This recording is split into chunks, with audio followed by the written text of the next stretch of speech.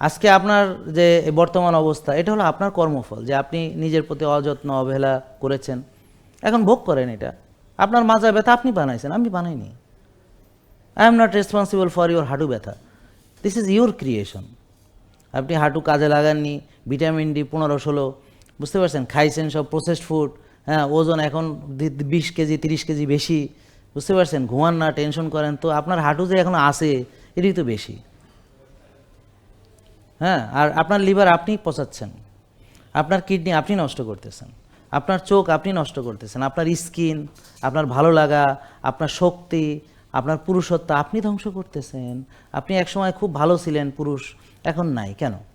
কারণ আপনি শক্তির চর্চা করেননি, শক্তিশালী খাবার খাননি, ঘুমাননি, রাত জেগেছেন, টেনশন করেছেন, দুশ্চিন্তা করেছেন, রোদে যাননি, ঘাসে হাঁটেননি, নিজের যত্ন নেননি। তো নিজের যত্ন না নিলে সব ধ্বংস হবে, আপনার পুরুষত্ব সহকারে এভরিথিং। তো এইভাবে আপনারা নিজেরা নিজেদেরকে নিজ হাতে ধ্বংস করছেন, আর আমরা আপনাদেরকে আপনার হাত থেকে রক্ষা করতে যাচ্ছি। ভাই, নিজের আর কত সর্বনাশ করবেন? এবার একটু ক্ষমা দেন, এবার একটু নিজের ভালো বোঝেন।